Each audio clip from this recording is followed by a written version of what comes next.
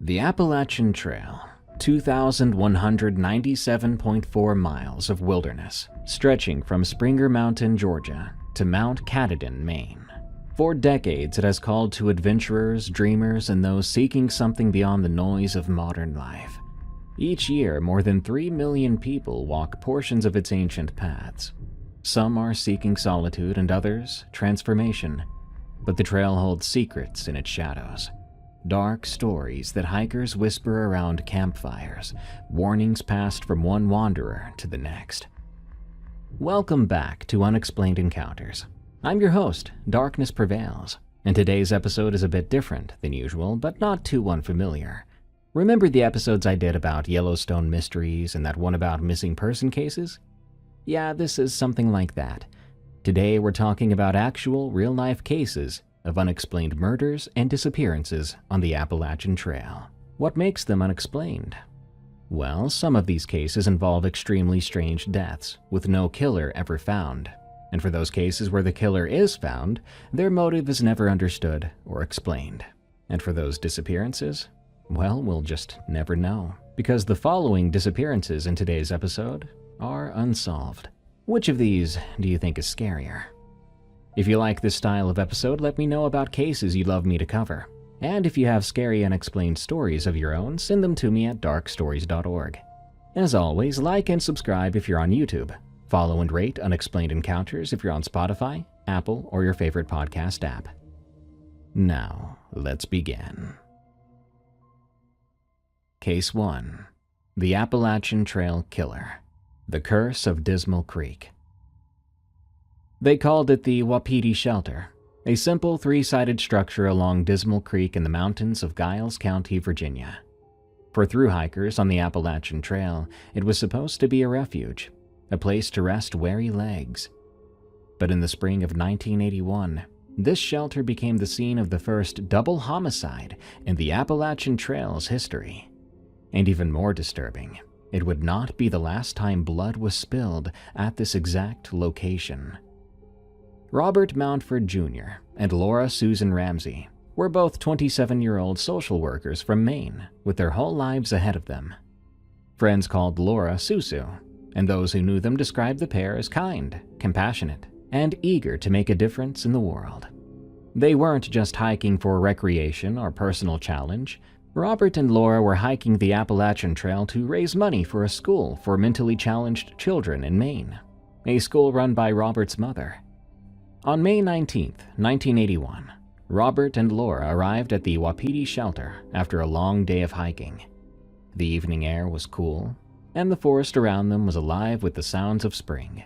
However, they weren't alone at the shelter that night. Another man was there, a local named Randall Lee Smith. Smith was 27 years old, the same age as his victims. He lived in nearby Parisburg, Virginia, a small mountain town of only a few thousand people. Those who knew him described Randall as a loner, a man who spent most of his time hunting and fishing in the woods. He had no friends in high school, no girlfriend, and no real connections to speak of. He was known for telling outlandish lies, stories so transparent that no one believed them. His neighbors had given him a cruel but fitting nickname, Lying Randall, sometimes shortened to just LR. Earlier that day, Robert and Laura had stopped at a grocery store near the trail, and that's where they first encountered Smith. He struck up a conversation with them, and later that evening, he appeared at the Wapiti Shelter, where they decided to camp for the night. What happened next would haunt the Appalachian Trail community for decades. According to evidence gathered by investigators, Smith shared a meal with Robert and Laura that evening. They likely had no reason to suspect danger. The culture of the trail is built on camaraderie and trust. Hikers often share food and stories and shelter space with strangers. But as soon as the meal ended, Smith revealed his true intentions. He attacked both of them brutally. Robert Mountford Jr. was shot in the head with a .22 caliber pistol while he slept. Laura Ramsey fought for her life. She was struck in the head with a piece of iron, then stabbed repeatedly with a knife and a long nail. Forensic evidence would later show she had defensive wounds on her hands, proof she had fought back desperately against her attacker. Investigators believed she may have been sexually assaulted before her murder, though Smith never admitted to this. After killing both of them, Smith dragged their bodies away from the shelter and placed them inside their sleeping bags. He then buried them in shallow graves covered with leaves and debris, hoping to conceal his crimes. Then he began methodically covering his tracks. He traveled to multiple shelters along the trail, removing pages from the logbooks where Robert and Laura had signed their names. He stole items from their belongings and took them back to his home. But Randall Lee Smith wasn't as clever as he thought. When Robert and Laura were reported missing, witnesses came forward. Other hikers had seen Smith with the couple shortly before they disappeared. Some recalled him telling them that he knew what had happened to the missing hikers, a chilling statement that immediately drew suspicion. When a cadaver dog finally located the bodies nearly 2 weeks after the murders, investigators found a critical piece of evidence: a bloody fingerprint inside of one of Laura's paperback novels. And that fingerprint belonged to Randall Lee Smith. A search of Smith's home turned up even more damning evidence: blood-soaked blue jeans belonging to the victims, items stolen from their packs, and a bizarre handwritten note claiming that Smith had been abducted by 2 people who were going to kill him, an obvious attempt to create an alibi. Smith fled to Myrtle Beach, South Carolina, where he abandoned his truck with another strange note stuffed in the ashtray. The note read, "This boy and girl had been so nice to me. It's going to be a real shame when the time comes to get rid of them." Police tracked him down and tricked him into revealing his identity by telling him the bug bites on his arms were serious and required medical attention. When he signed the medical forms, they had him. Back in Virginia, Smith initially claimed amnesia, insisting he didn't know who he was or why he was in South Carolina. But he soon stopped talking altogether, refusing to discuss the murders. Despite the mountain of evidence against him, prosecutors were worried.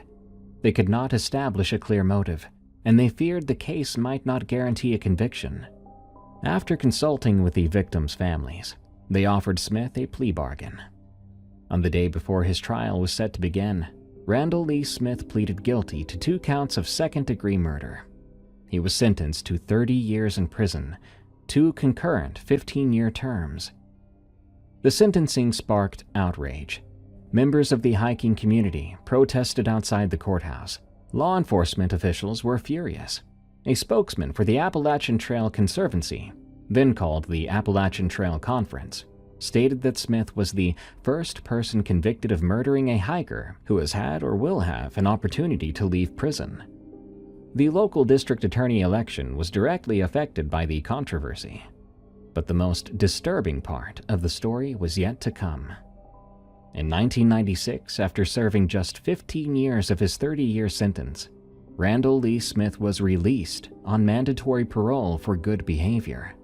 He returned to Pearisburg and moved back in with his mother, Loretta Smith, into the same small run-down house where he had grown up.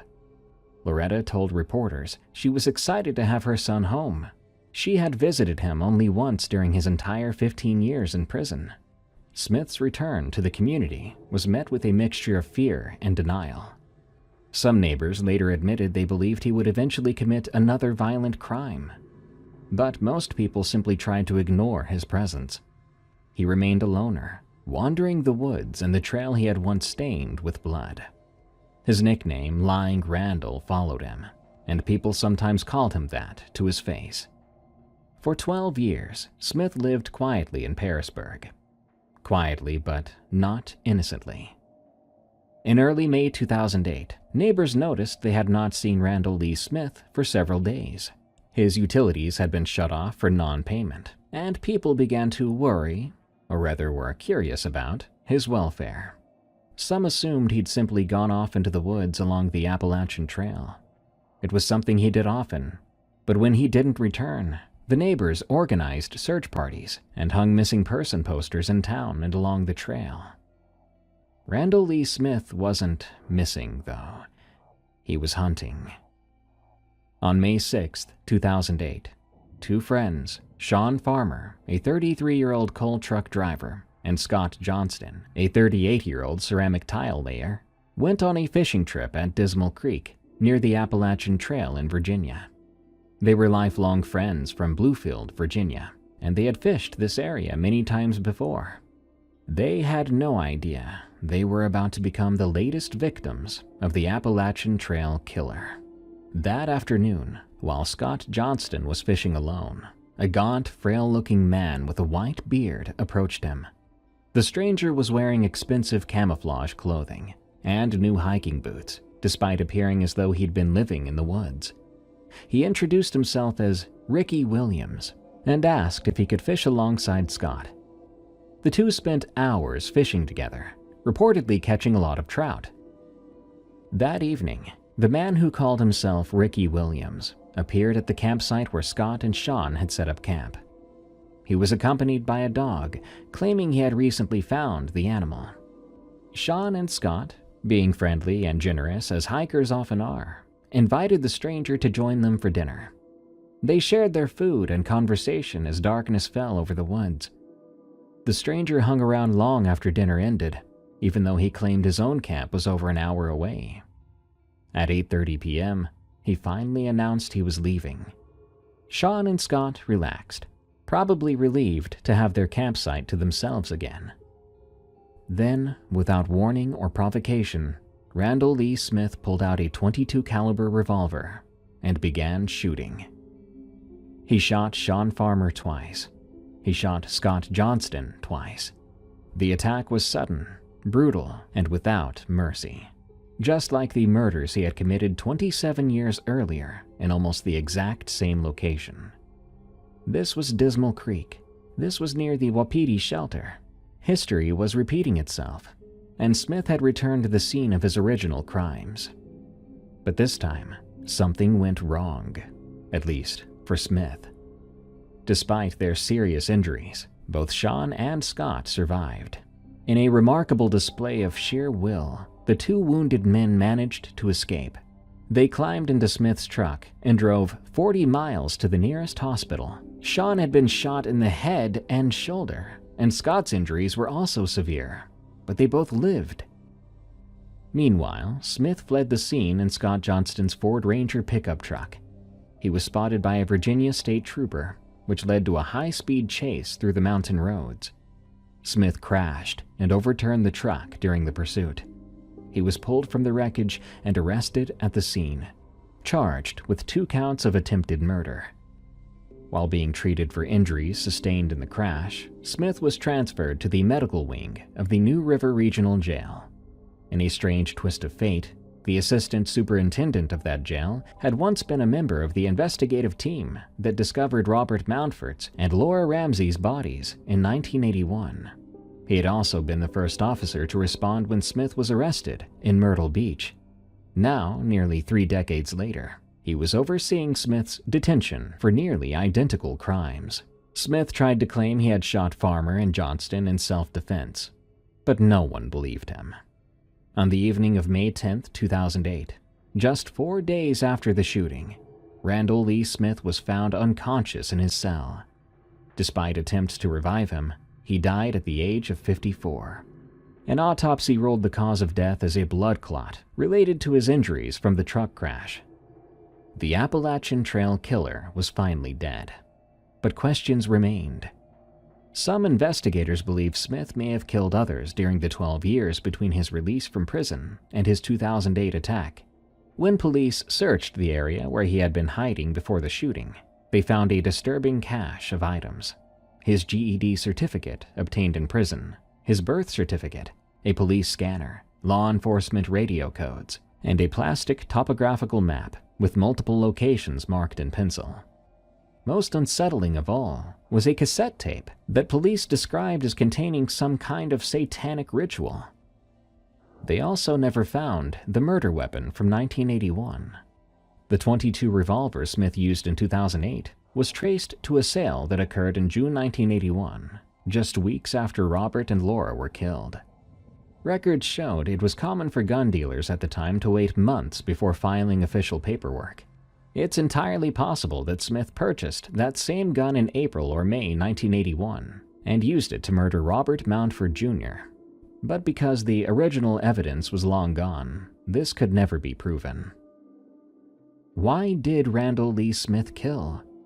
What drove him to commit such horrific violence not once, but twice, at nearly the same location on the Appalachian Trail? Various theories have emerged over the decades. Some believe Smith became romantically obsessed with Laura Ramsey after she was friendly to him at the grocery store, and he killed her and Robert in a jealous rage. A 1985 book about the murders suggested Smith was delusional and living out violent fantasies due to a troubled childhood. Another theory proposed that Robert and Laura, as social workers, recognized Smith's psychological issues and were trying to help him, but they provoked his anger instead. One chilling theory suggests Smith believed the Appalachian Trail belonged to him. He saw other hikers as interlopers, intruders on his territory, and he felt justified in killing them. Whatever his motivation, Randall Lee Smith left a permanent scar on the Appalachian Trail. The Wapiti Shelter, once a peaceful refuge for tired hikers, became synonymous with violence and death. To this day, hikers who pass through that section of the trail report an overwhelming sense of unease. The U.S. Forest Service closed the road leading to the Wapiti Shelter after the 1981 murders, turning what used to be a short walk into a 2-mile trek. But that didn't stop the killer from returning. Today, Sean Farmer and Scott Johnston are still alive, living testaments to both the randomness of evil and the strength of the human spirit. Despite their traumatic experience, both men have returned to Dismal Creek to fish. They refuse to let Randall Lee Smith's evil take away the place they love. Case 2. The Unsolved Murder of Louise Chaput. November in the White Mountains of New Hampshire is a study in contrasts. The fall foliage has faded, leaving skeletal trees against gray skies. The air carries a sharp bite, a warning that winter is coming. But for experienced hikers, this is a beautiful time to explore, with fewer crowds and peaceful trails. Louise Chaput loved the White Mountains. The 52-year-old psychologist from Sherbrooke, Quebec, had hiked the region many times before. She knew the trails, understood the risks, and never let fear keep her from doing what she loved. In November 2001, she was planning another hiking trip with friends, a group of women who shared her passion for the outdoors. But when those plans fell through after the recent events of September 11th, Louise made a decision that would ultimately cost her her life.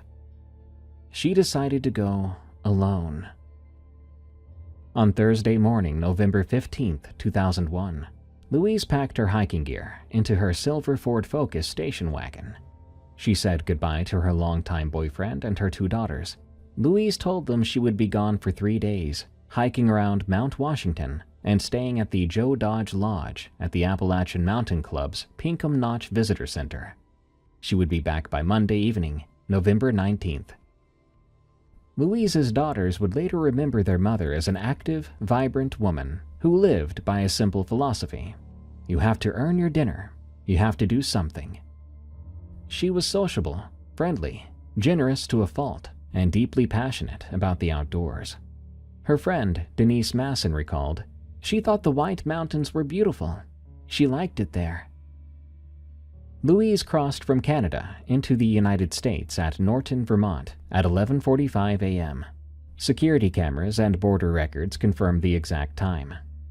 About an hour later, she stopped for gas at a convenience store in Colebrook, New Hampshire. A credit card receipt found in her car would later place her at that exact location. Then she continued south toward Pinkham Notch. She arrived at approximately 3 p.m., just as daylight was beginning to fade. The Pinkham Notch Visitor Center sits in a dramatic location, nestled in the valley beneath Mount Washington, the highest peak in the northeastern United States at 6,288 feet. The area is renowned for its unpredictable and often deadly weather. But Louise wasn't planning to summit Mount Washington that afternoon. She had a reservation at the Joe Dodge Lodge for the night and planned to do her serious hiking over the next 2 days. Before checking in, Louise stopped at the visitor center and asked an Appalachian Mountain Club employee for a recommendation. She explained that she had been driving for many hours and wanted to do a short, easy hike before dark, just enough to stretch her legs and earn her dinner. The employee, noticing her French accent, suggested the Lost Pond Trail, which began just across the street from the lodge. It was a simple loop, perfect for someone who had been sitting in a car all day. Louise thanked him, walked out the door, and headed toward the trailhead. She was never seen alive again. The clerk at the Joe Dodge Lodge waited for Louise to check in that evening. She never arrived. Her reserved room sat empty. But solo hikers sometimes change their plans, and the staff had no reason to panic. Not yet. Louise's boyfriend and daughters expected her home by the evening of November 19th. When she didn't return and didn't call, they grew concerned. By November 20th, they were terrified. They contacted authorities and reported her missing. Her silver Ford Focus was found parked at a trailhead near the Pinkham Notch area. Inside the car, investigators found the credit card receipt from the Colebrook convenience store. But Louise and her hiking gear were nowhere to be found. For 3 days, search teams fought brutal conditions to look for Louise Chaput. Temperatures had dropped dangerously low, and deep snow made the search treacherous. Dozens of volunteers combed the trails around Mount Washington, desperately hoping to find her alive, perhaps injured or lost. The White Mountains are notoriously dangerous. Hikers have died from exposure, falls, and sudden weather changes. Everyone hoped this was a rescue mission, but it wasn't. On November 22, 2001, 3 days after Louise was reported missing, hikers made a horrific discovery along the Glen Boulder Trail, about 200 feet off the main path. They found Louise Chaput's body, partially concealed in the woods. She was wearing black fleece pants, a red nylon jacket, and white Reebok sneakers, casual clothing that confirmed she had only planned a short hike when she set out from the visitor center. She hadn't died from exposure or a fall. She hadn't succumbed to the elements or gotten lost in the wilderness. No, Louise Chaput had been murdered. The medical examiner's report revealed the brutal truth. Louise had been stabbed multiple times. The attack had occurred in the afternoon hours of November 15th, the same day she arrived at Pinkham Notch, possibly during or just after her short hike. Evidence at the scene indicated she had fought back against her attacker. There were signs of a struggle. Louise Chaput did not go quietly into the darkness. She fought for her life. But it had not been enough. The investigation that followed was plagued with difficulties from the very beginning. New Hampshire Senior Assistant Attorney General Jeffrey Strelson later explained to reporters, "The area where the murder occurred is out in the woods. Second, there was a significant time lag between the murder and the discovery of Louise's body. At least a week went by. Because of that, the killer or killers essentially had a week's head start on us, and that meant we lost some potential evidence." Louise had been hiking alone, hours from her home in a foreign country. She had no known enemies. No witnesses to the murder ever came forward. The trail she was on wasn't heavily trafficked, especially in mid-November. Whoever killed her had simply vanished into the wilderness. Several items belonging to Louise were never recovered. Her dark blue internal frame backpack with a Canadian flag on the outside, her green down sleeping bag, and the keys to her silver Ford Focus. Her car had been found at the Diratissima trailhead, not far from where her body was discovered. But the missing gear suggested one possible motive: robbery. However, the robbery theory was immediately problematic. The items stolen were of relatively little value and would not have fetched much money. More importantly, the killer never used Louise's credit or bank cards after the murder. The last transaction on record was at the Colebrook convenience store on the day she arrived. Her car was left untouched at the trailhead. If robbery was the motive, why not take the car? Why not use the credit cards? Investigators began to consider a more disturbing possibility. This was a random killing. Someone had encountered Louise on the trail, perhaps at Lost Pond or along one of the connecting paths, and attacked her without provocation or clear motive. According to Canadian crime podcast producer Boris Prue, who covered the case extensively years later, authorities told him they believed it was unlikely that Louise knew her attacker. But who was this person, and why did they kill her? The FBI joined the investigation. The New Hampshire State Police devoted significant resources to the case. They interviewed dozens of people who had been in the area around November 15, 2001. They chased down every lead, no matter how small. They searched for anyone who might have seen something unusual, heard something suspicious, or encountered someone acting strangely on the trails. They found nothing. Years passed. The case grew cold. But Louise's family and friends refused to let her be forgotten. Every year, especially around the anniversary of her murder, they would travel to Pinkham Notch. They would meet with law enforcement, hand out posters, and generate media coverage. Louise's two longtime friends, Denise Masson and Marie Pinault, who were married and lived in Ottawa, became tireless advocates for keeping the case active. Marie Pinault was instrumental in getting the Canadian crime podcast, Syntheses, to produce a 6-part series on Louise's murder. The podcast was very popular in Canada. Louise's daughter, Constance Chaput-Raby, who was only 10 years old when her mother was killed, has spoken publicly about the case multiple times over the years. In 2021, on the 20th anniversary of the murder, she said, "Obviously, we understand that there are other cases, and it's been 20 years. But still, new eyes on the case. Maybe a new detective can see something that people didn't see before or didn't go through. Things can change. There's probably someone knowing something in the area, and as we know, almost every murderer talks about it to someone. It's such a horrible secret to carry." Constance also expressed difficulty talking to her own daughters about how their grandmother died. She said, "I think in English the term closure, which we don't have in French, is very appropriate. You never get your friend back, but at least you know what happened."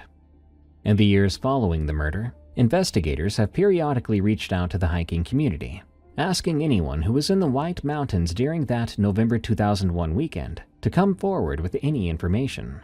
They've specifically asked hikers to watch for Louise's missing backpack with the Canadian flag insignia, her sleeping bag, and her other missing items. The case remains open with the New Hampshire Cold Case Unit. A reward is still being offered for information leading to an arrest. But, as of now, more than 20 years after Louise Chaput was stabbed to death on a beautiful trail beneath Mount Washington, no one has been arrested.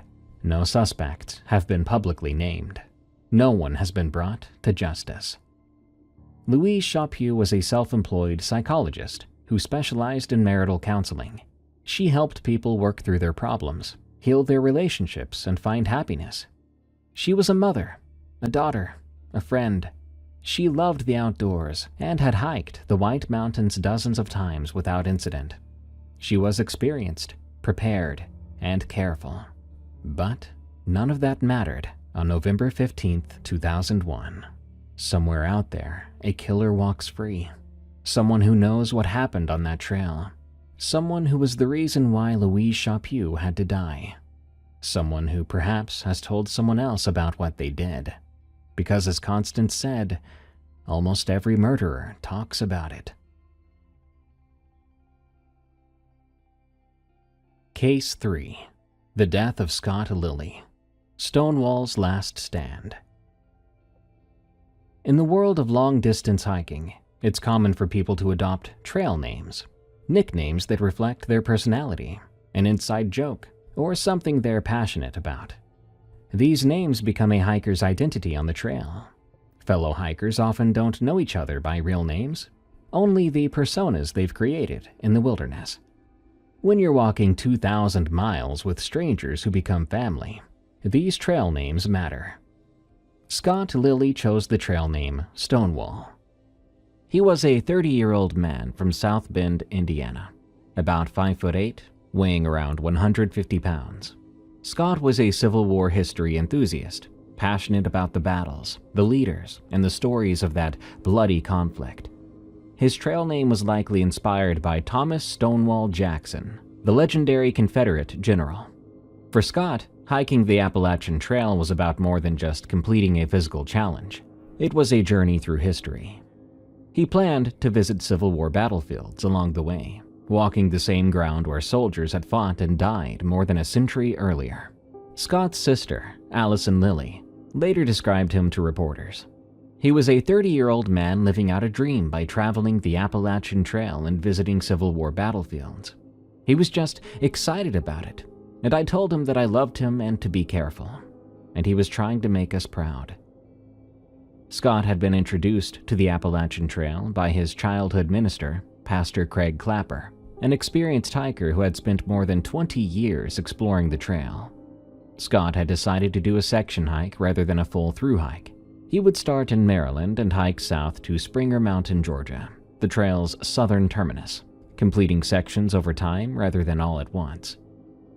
On June 15, 2011, Scott Lilly set out on his adventure. He carried a heavy pack, noticeably heavy for a section hiker, according to other people on the trail. For 6 weeks, everything went according to plan.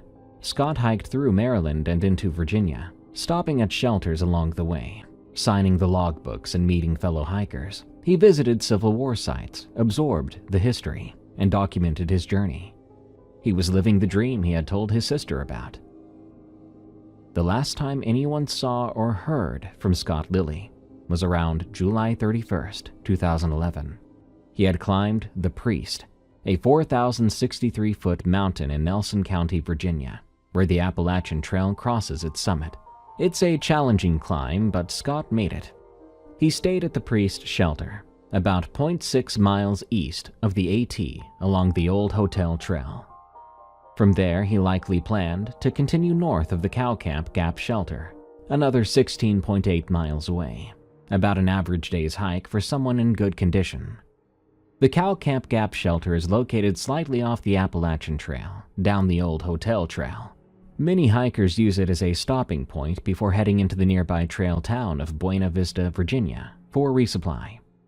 It's a popular area, well used by both section hikers and through hikers. Scott never made it to Buena Vista. He never checked in with his family after July 31st. But solo hikers sometimes lose track of time or go off-grid for a while, so no one immediately panicked. On Friday morning, August 12, 2011, 12 days after Scott was last seen alive, a group of weekend hikers set out on the old hotel trail in the Mount Pleasant Special Management Area. It was supposed to be a beautiful summer day in Virginia's Blue Ridge Mountains. Instead, they stumbled upon a nightmare. Just off the trail, heading toward Cow Camp Gap shelter, the hikers discovered a body. It was partially buried in a shallow grave, concealed with leaves and debris. The sight was immediately recognizable as something terrible. This wasn't someone who had died from natural causes, nor from an accident.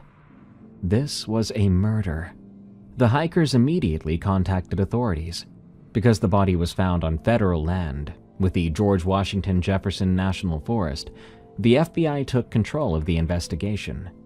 Agents from the FBI, the U.S. Forest Service, and the Virginia State Police, and the Amherst County Sheriff's Office all converged on the scene. 4 days later, on August 16, 2011, the body was positively identified as Scott Allen Lilly. The medical examiner's report, released in January 2012, revealed the cause of death: asphyxia by suffocation. Scott had been murdered, suffocated to death by an unknown assailant. Based on the state of decomposition, investigators determined that Scott had been dead for approximately 12 days before his body had been discovered. That placed his time of death around July 31st or August 1st, right around the time he was last seen at the Priest. But who killed him, and why? The FBI launched an extensive investigation, interviewing more than 83 people and collecting over 100 pieces of evidence. They traced Scott's movements through shelter logbooks and talked to every hiker who might have crossed paths with him in the days before his death. They found a few of his belongings, but many items were missing, like his trail shoes, brown and orange low-top Ozark Trail brand from Walmart, his blue or purple backpack, some clothing, his propane stove, an Appalachian Trail handbook, and even a Nintendo handheld game. The missing gear suggested robbery might be a motive, but that theory had problems. Most hikers don't carry valuable items. Everything they own has to fit in a backpack and be carried on their backs for hundreds of miles. The stolen items wouldn't have been worth much money to anyone. Additionally, whoever killed Scott would have had to carry their own heavy backpack plus Scott's gear, which would have been extremely difficult. A day hiker from a nearby town seemed like a more likely suspect than another through hiker. In September 2011, the FBI released a public statement asking to speak with 5 specific hikers who might have had contact with Scott Lilly around the time of his death. The agency released the hikers' trail names: Mr. Coffee, White Wolf, Papa Smurf, Combat Gizmo, and Space Cadet. The announcement ignited a firestorm on hiking message boards and forums. Hikers began to speculate wildly about the 5 names, particularly Papa Smurf. Multiple people using that trail name had been on the Appalachian Trail that summer, and one of them had a troubled history. He had been arrested before and removed from the trail for disturbing the peace and had been involved in fights in trail towns. Some hikers on the forums began naming this person specifically, suggesting he was a person of interest in Scott's murder. The FBI quickly clarified their statement. According to FBI spokesperson Dee Rybisky, none of the 5 hikers were suspects. There were never any suspects, she explained. There were 3 to 4 different Papa Smurfs out there. It was simply people that we kind of wanted to touch base with. The FBI was merely trying to construct a timeline of Scott's final days and needed to fill the gaps. All 5 hikers were eventually contacted and interviewed, but none were arrested or publicly named as suspects. So, if robbery wasn't the clear motive, and none of the hikers interviewed were suspects, what happened to Scott Lilly? One theory proposed by investigators was that Scott had been the victim of a random attack. Wrong place, wrong time. The Cow Camp Gap shelter area is relatively accessible by road.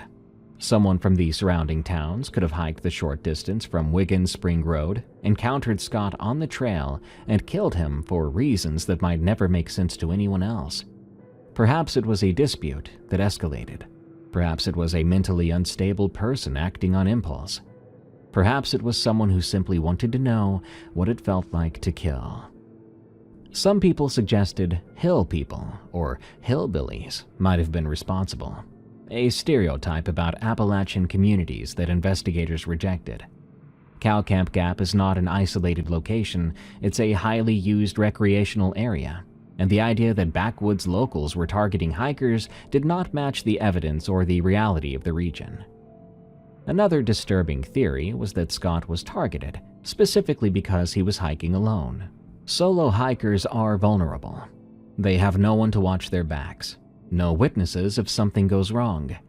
If Scott's killer was deliberately hunting solitary hikers on the trail, he could have been one victim among several. Some investigators privately believed that Scott's death might be connected to other unsolved cases in the area. In April 2012, hoping to generate new leads, the FBI announced a $10,000 reward for information leading to the arrest and conviction of Scott's killer. Special Agent Steve Duenas, the lead investigator, held a press conference and revealed additional details about the case, including confirmation that Scott's body had been buried. Duenas appealed to the hiking community, saying, "I have no reason to believe the trail is any more dangerous. Hikers just have to be aware and take all the normal precautions." But for Scott Lilly's family, those precautions came too late. His sister Allison made emotional pleas to the public, begging anyone with information to come forward. "He was trying to make us proud," she repeated in interviews, her voice breaking. "He was living out his dream." Pastor Craig Clapper, the man who had introduced Scott to the Appalachian Trail, was devastated by his death. In honor of Scott, Pastor Clapper completed a full through hike of the Appalachian Trail in 2013 and wrote a spiritual book about his journey called Legging It. He retired from full-time ministry in 2012, and the Appalachian Trail became his way of processing the grief of losing the young man he had mentored. Scott Lilly's funeral was held on August 29, 2011, at Trinity Evangelical Free Church in South Bend, Indiana. Pastor Clapper conducted the service. Scott was survived by his mother Susan, his sister Allison, and his brother Joshua. His father Ted Lilly had preceded him in death. More than a decade has passed since Scott's body was found in that shallow grave near Cow Camp Gap Shelter. Despite the FBI's extensive investigation, despite the interviews, the evidence collection, and the $10,000 reward, no arrests have ever been made. The case remains unsolved. No one has been charged with suffocating Scott Lilly to death and burying his body in the woods. No one has been brought to justice for ending the life of a 30-year-old man who was simply trying to live out his dream of hiking the Appalachian Trail and connecting with American history. Like Louise Chaput, Scott's killer is still out there. Case 4. The Impossible Vanishing of Trini Gibson.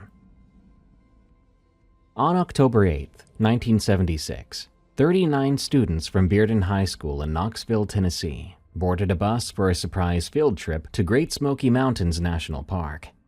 Only one teacher, Wayne Dunlap, supervised the group. The students were instructed to hike 1.8 miles along the Forney Ridge Trail to Andrews Bald, then return to the parking area by 3:30 p.m. Among those students was 16-year-old Teresa Lynn Gibson. Everyone called her Trini. Brown hair, green eyes, 5 foot 3 inches tall. She wore a blue blouse, a borrowed brown plaid jacket, blue jeans, and blue Adidas shoes. And on her finger, a diamond and star sapphire ring she treasured. This wasn't a wilderness expedition. This was a school field trip, the kind that happens thousands of times across America without incident. But this time would be different. Around 3 o'clock in the afternoon on the return hike, multiple students watched Trini stop on the trail and crouch down, as though examining something on the ground. Then she stepped off the trail into the thick brush. Another student came up from behind moments later. They looked back toward where she had stepped off the trail. She was gone. They called her name. No response. When the bus prepared to depart at 3:40 p.m., Trini wasn't there. Teacher Wayne Dunlap contacted park rangers at 4:30 p.m. What followed was one of the most extensive search operations in Great Smoky Mountains history. 756 people participated: park rangers, National Guard personnel, volunteers, bloodhounds, German shepherds, and helicopters. The search continued for 2 weeks, but no trace of Trini was found. Trini's father organized a second massive search in April and May of 1977 with 230 additional volunteers. Again, nothing. Then there was a third search in 1981, but it was also unsuccessful. But here's where the case becomes truly disturbing. 3 tracking dogs picked up Trini's scent and followed it to the intersection with the Appalachian Trail, past Klingman's Dome Tower, and along the roadside for approximately 1.5 miles from Newfound Gap. Then the scent vanished completely, as though Trini had simply ceased to exist at that exact spot along the road. This strongly suggests she got into a vehicle. Someone had been waiting for her. The next day, investigators found 8 cigarette butts of the same brand near the roadside location where the dogs lost her scent. 3 cigarette butts and a partially consumed beer can were also found near the spot where she had stepped off the trail. But Trini didn't smoke, and Trini didn't drink. The case took strange turns. After Trini disappeared, her large Stanley comb, which friends said she was never without, mysteriously appeared on the dashboard of classmate Robert Simpson's car. He claimed she had given it to him to keep. Her expensive star sapphire pendant and ring were later found in possession of another student, who could not satisfactorily explain how she obtained them. Robert Simpson was 17, a friend of Trini's older brother. Trini had been wearing his jacket that day. He was the last person confirmed to spend significant time with her. He claimed he went tracking a bear after she left him. He made an odd statement to Trini's sister. If Kelvin Bowman has Trini, he will kill her. If he doesn't have her, I think she might run off with some horny hitchhiker. Kelvin Bowman was another person of interest. In October of 1975, he had allegedly tried to break into the Gibson home. Trini's mother shot him in the foot. Bowman reportedly made threats in court to harm Trini when released. He served only 6 months of a 2-year sentence and was back at school by October 1976. The principal stated Bowman was in class the day Trini disappeared, but some students claimed he followed the bus to the mountains. Despite these leads, no arrests were ever made. The FBI investigated, but their files have never been released. Unusual for a nearly 50-year-old unsolved case. The park chief ranger told reporters he was almost sure she was not in the park, an extraordinary statement suggesting law enforcement believed she was abducted, not lost. The tragedy destroyed Trini's family. Her parents divorced. Her brother Robert Jr. died in 2000 at age 42. Her father Robert Sr. died in 2004 at age 67. Her sister Tina died in 2016 at age 54. Trini Gibson stepped off the Forney Ridge Trail in broad daylight on a well-traveled path with dozens of other hikers nearby, only half a mile from a parking lot. She vanished in seconds. Multiple students saw her step into the brush, and moments later, she was gone. Tracking dogs followed her scent 1.5 miles to a roadside where it disappeared completely, with cigarette butts left by someone who had been waiting. And then her possessions mysteriously appeared in some classmates' hands weeks later. Was she abducted by Robert Simpson, or by Kelvin Bowman, or by some stranger waiting in the woods? Did someone follow the school bus from Knoxville? For 48 years, those questions have haunted the Smoky Mountains. Trini would have been 64 years old today. Maybe she is, if she's still out there. Case 5. The Survivalist Paradox. The Disappearance of Derek Luking.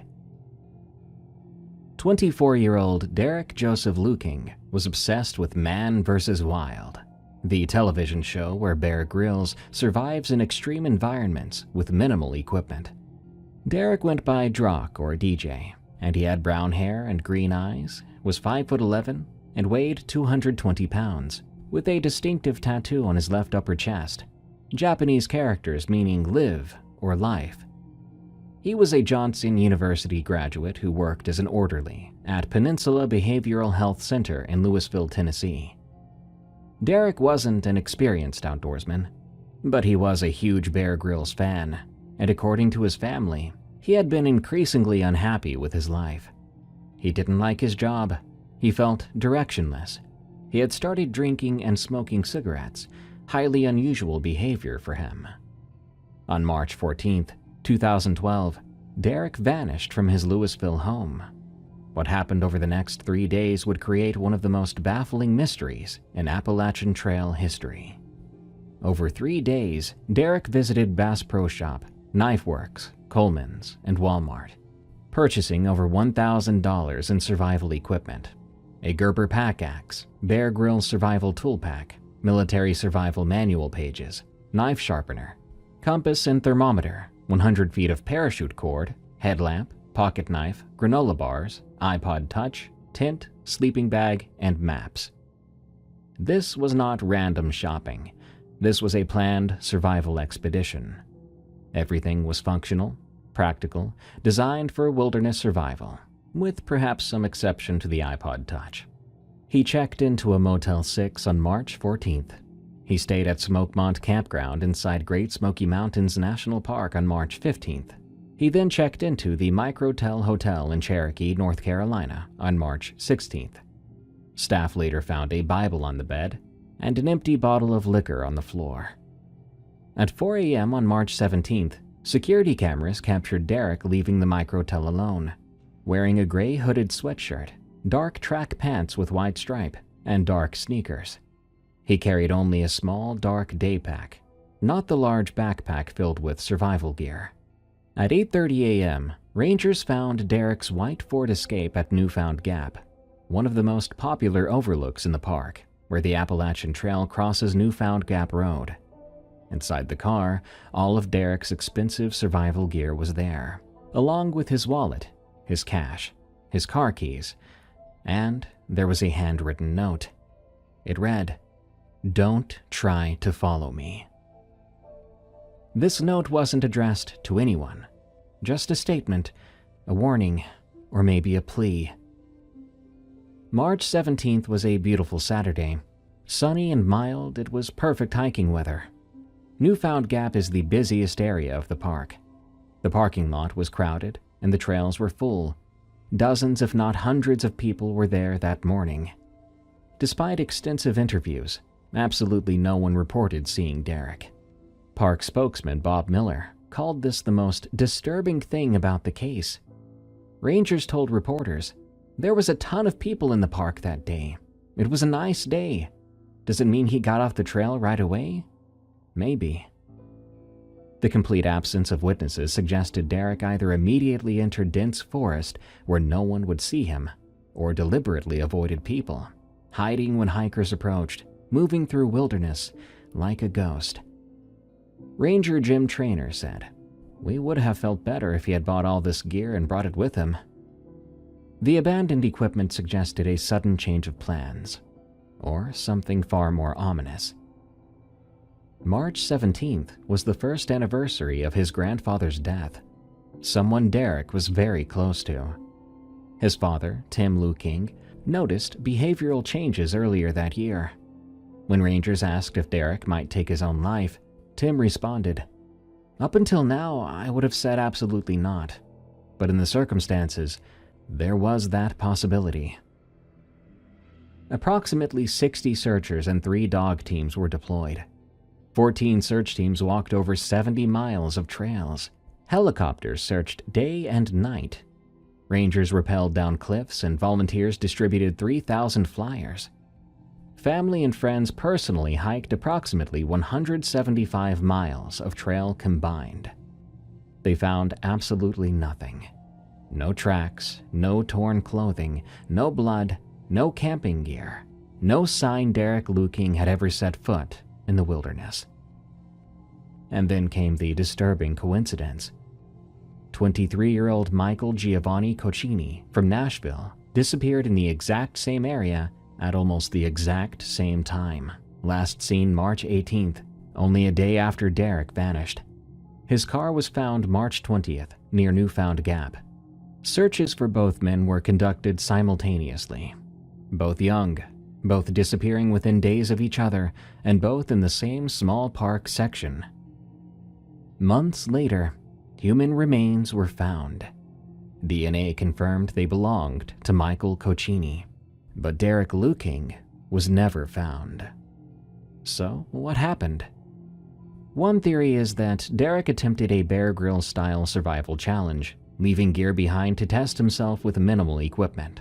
But again, he was not an experienced outdoorsman. Theory and practice are different. This plan would be extraordinarily reckless. Another theory was suicide. The anniversary of his grandfather's death, behavioral changes, the cryptic note, the Bible in the hotel room all support this. But if Derek planned to take his own life, why spend $1,000 on survival gear? Why prepare so meticulously? And where is his body? Theory 3. It was an accident. Perhaps he went to scout trails, planning to return for gear, but got lost, injured, or disoriented. The Smokies contain dense wilderness and thick rhododendron that can conceal remains for decades, but searchers should have found something by now. Blood or torn clothing, some trace. Another theory: foul play. The connection to Cochini's disappearance is deeply troubling. 2 young men, similar in age and in the same area in the same week.